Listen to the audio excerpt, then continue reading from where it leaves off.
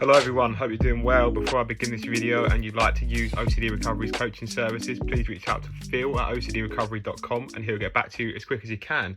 Just going to get this light on, actually it's a little bit dark. There we go, that's better. So yeah, today guys, I wanted to just do a different kind of video actually, and I wanted to speak about bro culture. And what I mean by that is, maybe some current irrational societal beliefs that men are swearing by. Being a man, so to speak, being this masculine figure, who's, chasing, money, status, cars, watches, women, that sort of thing, and how we can get us into trouble, what the behaviours here might look like, and how we can really sort of help us to move away from that mindset, which can actually be quite unhealthy. So, yeah, and I'd say in this day and age, guys, right, so a lot of men, not all, but a lot, are being conditioned to base their worth or value off of their achievements, right? So the idea that if a man makes, a lot of money or earns high status through his work pursuits, or has, a fast car, multiple cars, watches, the most beautiful women, there's a lot of irrationality around that at the moment, saying once a guy has that, he's some high value godlike man who can do no wrong, right? And this, I think this is what gets men into a lot of trouble these days, right? Especially, men's mental health, feeling depressed, even suicide, right? The suicide rates of men around the world are like the highest they've ever been, right? So I think a lot of that is to do with basing our worth on our achievements, and saying that once I have this amount of money, I'm good. Once I have this job or this wife, then I'm good. But it's like having conditional self-acceptance. It's a bucket that can never be fully fulfilled, and you're always chasing your tail with it. Because how could you have, what is the right amount of money to have? You could always have more, and then you're never going to be satisfied, and you're always chasing that extra money. What about the cars? You can have a car, and then you're chasing the next car, and the next car, and the next car. So it's a lot of pursuit of happiness, so to speak. There's no contentment there. There's no gratitude. There's no making the most of what you want.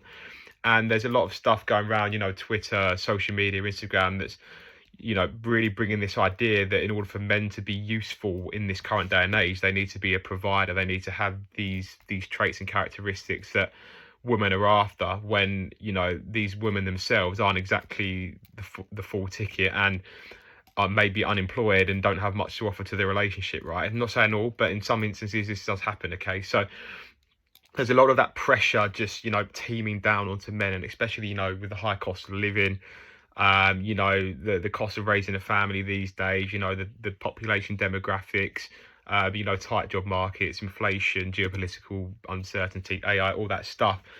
I feel there's a lot of pressure on men to perform in the current day and age, right? And this is where we can sort of get very, very conditional and base our achievements on certain things. And it's out of necessity and desperation in a way, not always just to be some sort of godlike and, high value person. It's out of desperation at times, in order to provide and make ends meet. And, that's just all that pressure just really affecting guys, I think. So, yeah, another key element to this bro culture thing is, having said that, is being like an alpha, right? So this is where it can go too far the other way. So,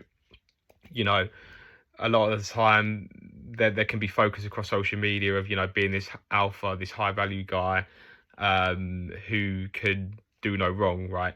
And, that can be very compulsive. You can be very compulsive with your diet. You might be eating steak and eggs, even doing steroids, going on testosterone replacement therapy, being very, very conditional with the gym, because you're trying to live up to the image of being this alpha, and you might do that in order to be better with women, in order to work your way up in the jobs market even more.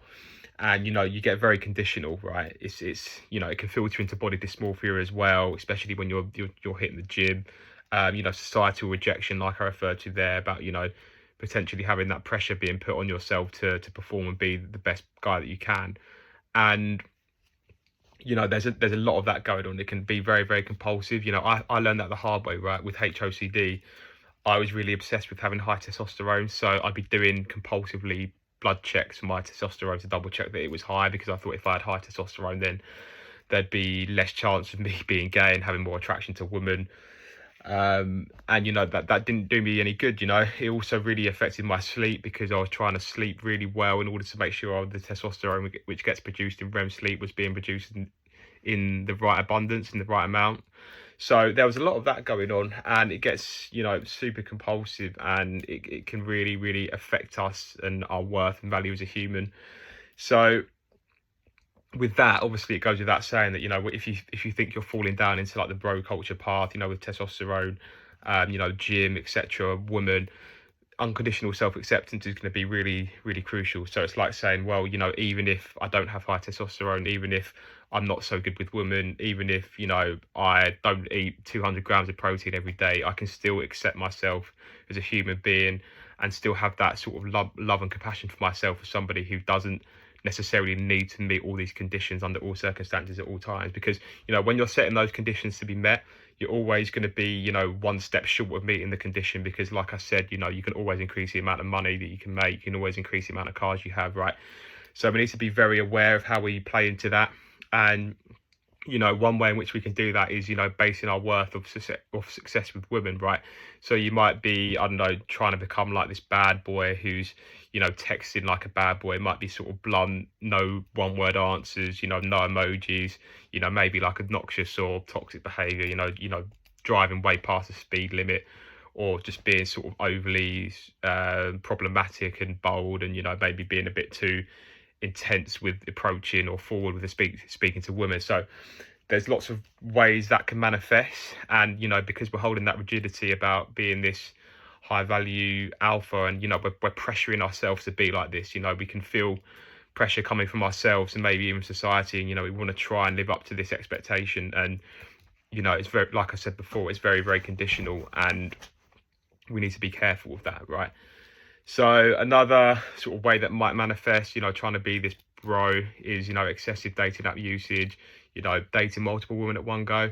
I'm not saying that, both of these are inherently bad, but, it's very important to have balance, right? If you're spending 2 or 3 hours a day on a dating app to try and, get all the women, then that's clearly a problem. You're spending too much time. And, if you're dating 100 women in one go, then there's clearly like, some sort of avoidance going on, and you might just be trying to do it to feel your ego and, come across as like, this player to other people, which can be easily done.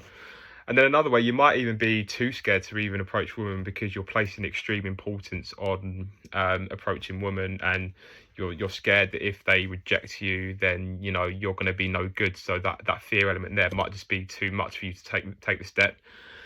So there's all of that going on. And I see a lot of it on, Twitter, Instagram. There's a lot of people who make podcasts about this kind of thing, and, sort of encouraging the behavior to be like this sort of godlike alpha, when in reality we're okay with having unconditional self-acceptance. We're okay with not being that way. If all men had to be like this high testosterone alpha, then it'd be impossible for guys who aren't like this to, have a job and have a family and have relationships with women. But, we see that happen time and time again, that you don't need to be this so-called high value guy when you can still get by without being like that. And I'm not like knocking anybody who's, high testosterone, works out on the gym, that sort of thing.